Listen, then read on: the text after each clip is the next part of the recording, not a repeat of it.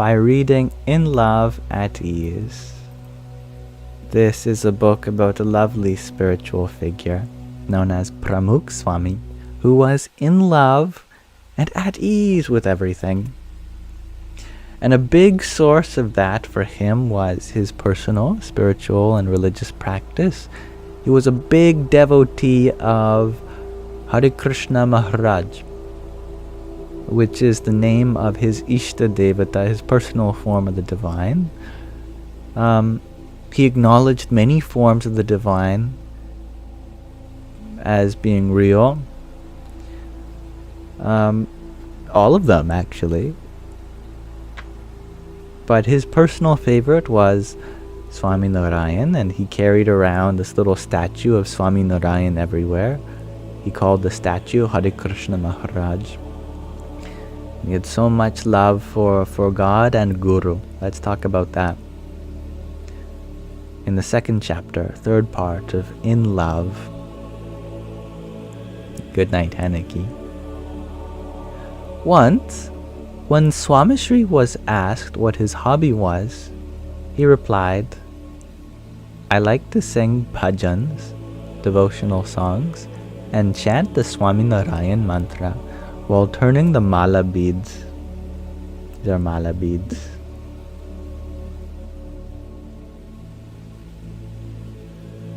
It provides me internal peace and helps me experience the bliss of God.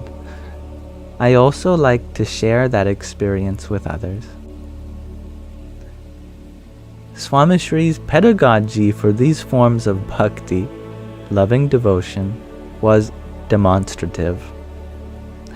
Swamishri was resolute on being punctual for arti, which is a kind of worship that's done in Hindu temples, where you take an oil lamp and allow it to burn in front of the murtis, the sacred images. And then, once that space is sanctified, people put their hands over it and put it over their face and eyes. So he was resolute on being punctual for arti at the mandir. He was equally persistent in performing his daily puja ritual, his daily worship. When terribly ill or after recovering from a major operation, the sadhus, the monks, would implore Swamishri to let someone else perform his puja for him. Swamishri would not agree unless he was able to bathe and sit up for the puja ritual. Just this small stipulation shows his commitment to serve and at once maintain the dignity of the divine and his rituals. Similarly, there were multiple occasions when he insisted on performing dandavats despite being ill, injured, or advised against by his physicians, a kind of prostrating, which we talked about last time. His senses and mind were drawn to his beloved. It was as if nothing else mattered. Bhagwan Swaminarayan refers to this as one of the foremost markers of love for the divine: to eat, breathe, and think of God, even while living and experiencing the world. While recovering from his bypass surgery at Dr. Mahendra Bhai's and Bharat Bhai's house in Westchester County, in 1998, Swamishri showed his tenacity for bhakti through bhajan, devotional song, and puja worship daily. One morning, the sadhus seated his statue, Hare Krishna Maharaj, on an elaborate hindola, an ornate swing used for festivals, which is a common Hindu ritual during the month of Shravan.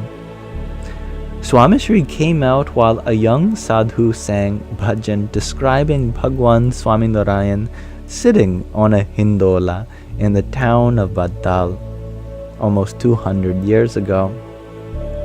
It was beautifully sung, and all those in attendance were enjoying the festive moment. Unfortunately for me, the sadhu picked one of the longer bhajans I was accompanying him on the harmonium and felt fatigue set into my hands while sitting on the floor and pumping the instrument.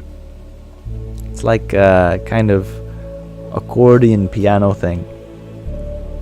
Some of you have probably seen it or listened to it. It's a wonderful instrument. Hand cramp. Yeah.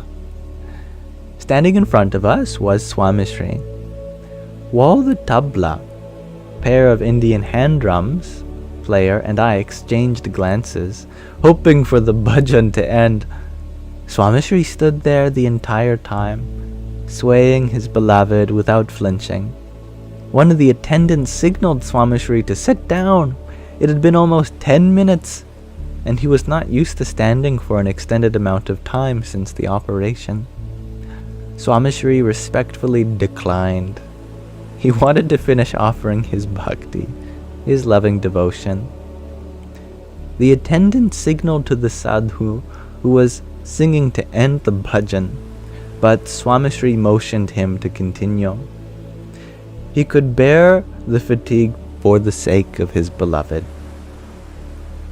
On another evening, Swamishri was in his room resting briefly after his slower-paced afternoon walk, when he heard the tal being sung to Hare Krishna Maharaj in the room across the hallway.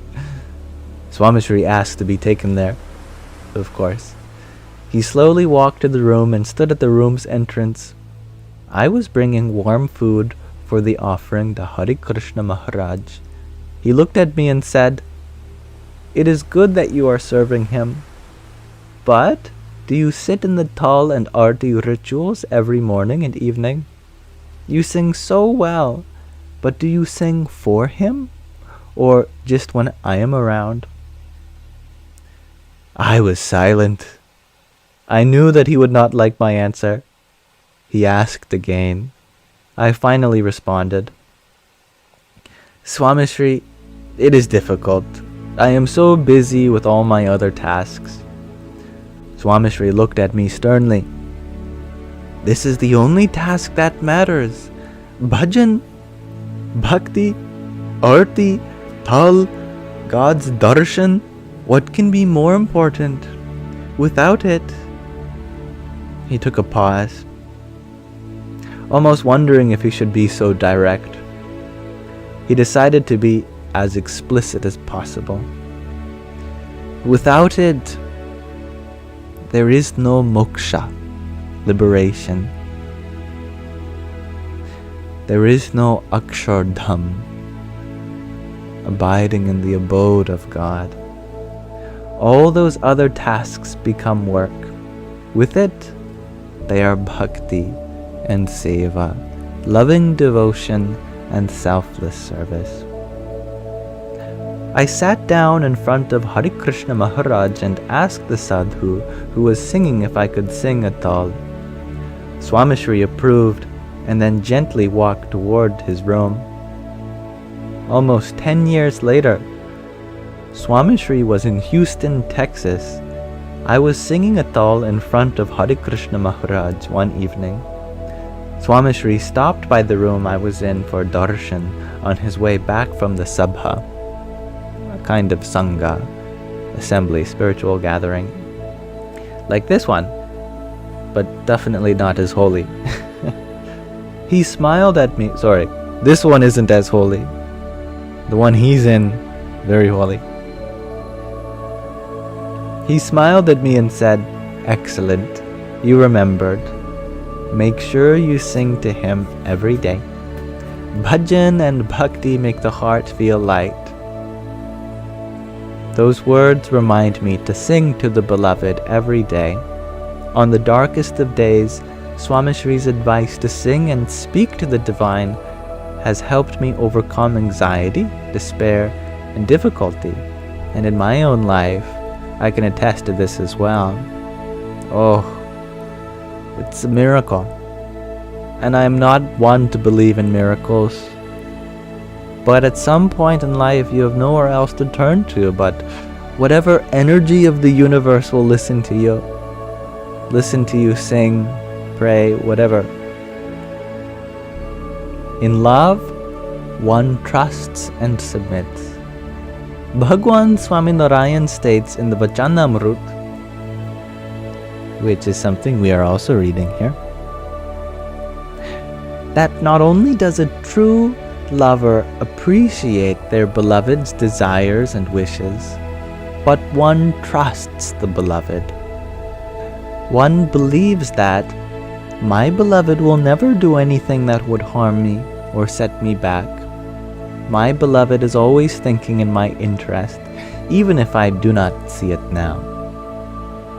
The ultimate expressions of Parabhakti, the highest kind of loving devotion, are a complete conviction in God and submission to His will, which I recognize that as a fellow Westerner myself, with a mostly Western audience, using a colonial language here, it is difficult to understand the spiritual context of the East and what it means here.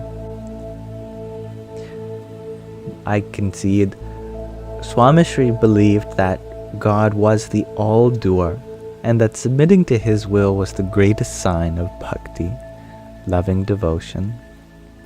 Swamishri always had trust in Bhagwan Swami Narayan. He prayed to God and then made his best efforts without worrying about the results. This lesson is directly from the Srimad Bhagavad Gita, in which Sri Krishna Bhagavan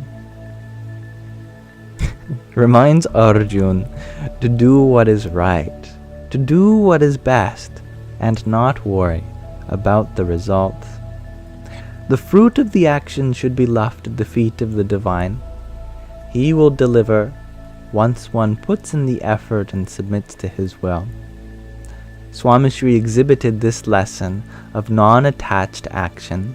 He prayed, put in the effort, and left the rest to His beloved's will, whom he unequivocally trusted.